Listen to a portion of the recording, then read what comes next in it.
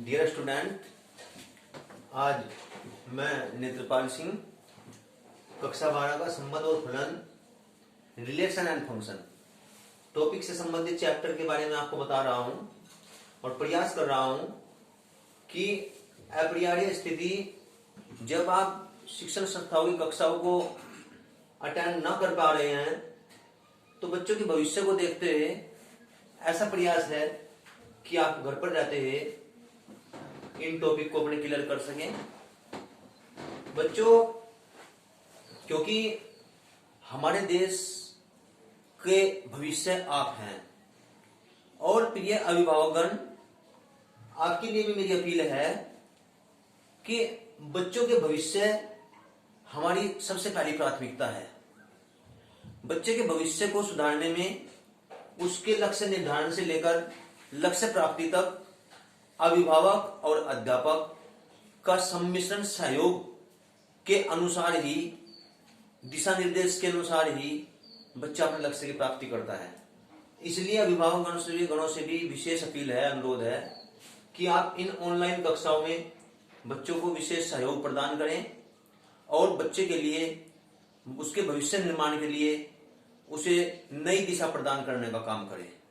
अतः अभिभावक गणों से मेरी मुख्य अपील है कि वे इन ऑनलाइन कक्षाओं के लिए बच्चों को प्रेरित भी करें और उनका इसमें सहयोग भी करें। आज हमारा टॉपिक है संबंध एवं फलन। कक्षा 12 चैप्टर का नाम है संबंध एवं फलन। इंग्लिश में कहते हैं रिलेशन एंड फंक्शन। रिलेशन संबंध, फंक्शन फलन।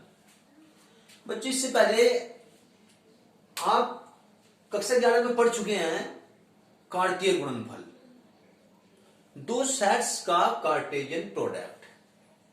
जब दो सेट का कार्टेशियन प्रोडक्ट करते हैं, कार्तीय गुणनफल करते हैं, यदि दो एरिक समुच्चय ए व बी हो, दो एरिक का मतलब है कि वे रिक्त ना हो, उनमें कोई ना कोई अवयव रहा हो, दो एरिक समुच्चय ए व बी हो। मान लिया ए के एलिमेंट स्मॉल ए और बी, और मान लिया बी के एलिमेंट स्मॉल 1 और 2 है, तो ए क्रॉस बी इनका कार्तीय गुणनफल कहलाता है। ए क्रॉस बी कितना होता है? ए क्रॉस बी होता है A1 A2 B1 B2। ये order pair A1 order pair क्रमित युग्म B1 A2 B1 B2, ये A क्रॉस B के एलिमेंट होते हैं।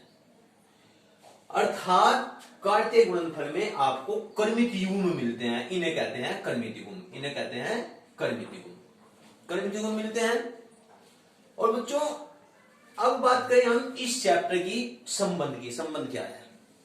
संबंध रिलेशन, संबंध दो समुच्चय ए और बी के बीच संबंध आर से प्रदर्शित करते हैं संबंध को।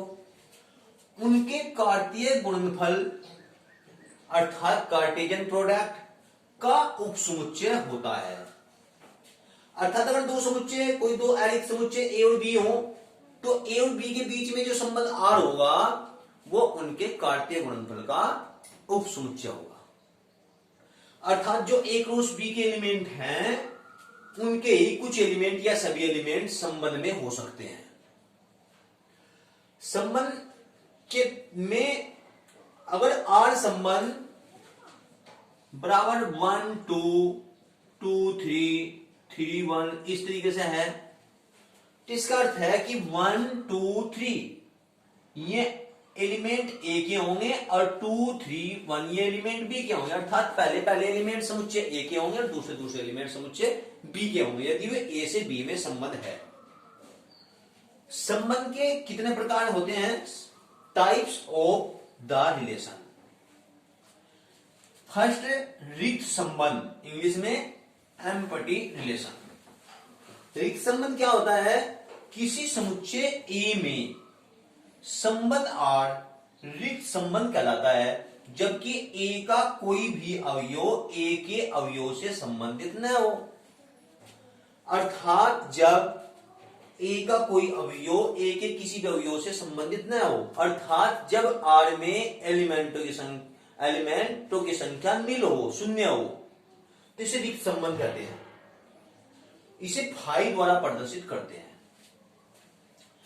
उसके बाद दूसरे नंबर पर चलते हैं हम, सार्वत्रिक संबंध, यूनिवर्सल रिलेशन।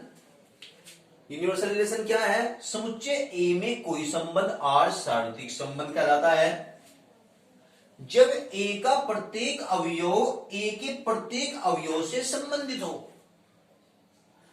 जब समुच्चय ए का प्रत्येक एलिमेंट समुच्चय ए के प्रत्येक एलिमेंट से संबंधित हो, अर्थात कोई भी एलिमेंट रिक्त ना हो, ऐसा ना हो जो एक एलिमेंट से रिलेटिव नहीं है, तो वो संबंध आपका सार्वत्रिक संबंध कहलाता है। तीसरे नंबर पर चलते हैं हम, तत्समक संबंध। इंग्लिश में बोलते हैं आइडेंटिटी रिलेशन। तत्समक संबंध क्या होता है बच्चों? यदि किसी समुच्चय ए में कोई संबंध आर ऐसा हो, कैसा कि आर एक्स रिलेटिव वाई, यानी एक्स वाई से रिलेटिव है, यदि एक्स बराबर वाई, अर्थात दो एलिमेंट आपस में तब रिलेटिव हैं जब वे दोनों एलिमेंट इक्वल हो, इसे तत्समक संबंध कहते हैं। आई ए द्वारा प्रदर्शित करते हैं इसे, आई ए द्वारा। अब बच्चों विशेष ध्यान दें, 4 नंबर पर चले हम, समतुल्य संबंध। समतुल्य संबंध क्या होता है? इंग्लिश में बोलते हैं इसे रिफ्लेक्सिव रिलेशन। रिफ्लेक्सिव रिलेशन, जब किसी समुच्चय ए में कोई संबंध आर इस प्रकार हो कि ए का प्रत्येक अवयव शून्य से संबंधित हो, अर्थात प्रत्येक एलिमेंट अपने आप से संबंधित हो। जैसे मैं आपके लिए एग्जांपल दूं, आर बराबर 1 1 2 2 3 3, तो इस तरीके से यानी प्रत्येक एलिमेंट अपने आप से संबंधित हो, प्रत्येक एलिमेंट स्वयं से संबंधित हो, तो ऐसा रिलेशन कहलाएगा आपका रिफ्लेक्सिव रिलेशन। अर्थात अगर एक्स एलिमेंट ऑफ ए का हो तो इसके लिए एक्स रिलेटिव एक्स से हो, अर्थात X X element of R हो, अर्थात डोमेन का एलिमेंट अगर एक्स है तो रेंज का एलिमेंट भी एक्स हो, स्वयं से संबंधित हो। जैसे मैं एग्जांपल के लिए आर बराबर समतुल्य संबंध है, बराबर समतुल्य संबंध कैसा है? जैसे मान लिया हमने लिखा ए रिलेटिव टू बी और आर यहां किसका कार्य कर रहा है? बराबर का काम कर रहा है, तो इसका मतलब है कि ए बराबर बी, तो जब ए बराबर बी है तो ए बराबर ए भी तो होता है, बी बराबर बी भी तो होता है, तो यानी स्वयं से संबंध, अगर ए रिलेटिव बी है और आर यहां बराबर का कार्य कर रहा है, आर बराबर को प्रदर्शित कर रहा है संबंध को, तो ए के बराबर भी होता है, बी बी के बराबर भी होता है, यानी अर्थात ए से भी रिलेटिव है, बी से भी रिलेटिव है, तो इसका अर्थ क्या हुआ कि आर समतुल्य संबंध है, बराबर समतुल्य संबंध है। उसके बाद हम चले सम्मित संबंध, इंग्लिश में बोलते हैं symmetric relation. Symmetric relation, symmetric relation क्या होता है? किसी समुच्चय ए पर परिभाषित संबंध अगर x relative to y implies y relative to x, अर्थात अगर xy एलिमेंट R का हो, अर्थात अगर x y से संबंधित हो तो y x से भी संबंधित हो, अगर 1 2 से संबंधित हो तो 2 1 से भी संबंधित हो, अर्थात 3 5 से संबंधित हो तो 5 3 से भी संबंधित हो, अर्थात अगर 1 2 संबंध में एलिमेंट रहा हो, एक क्रमिक युग्म में 1 2 संबंध में एलिमेंट रहा हो तो 2 1 भी उसमें मिलना चाहिए, तो उसे कहते हैं सम्मित संबंध। एग्जांपल r बराबर 1 2 2 3, तो 2 1 2 है तो 2 1 बीच में है, 2 3 है तो 3 2 बीच में है, तो ये होगा आपका सम्मित संबंध। उसके बाद हम चलते हैं संक्रमक संबंध। संक्रमक संबंध इंग्लिश में बोलते हैं ट्रांजिटिव रिलेशन।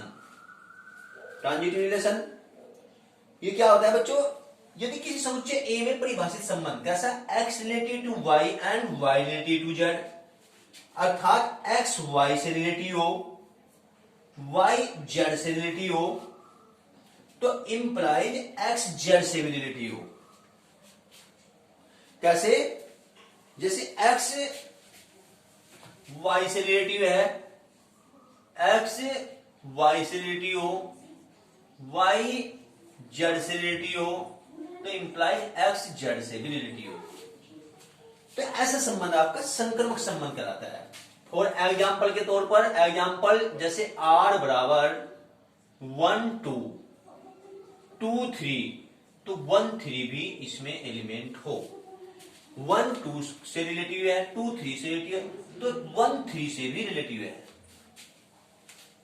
1 2 2 3 तो 1 3, ये होगा आपका संक्रमक संबंध।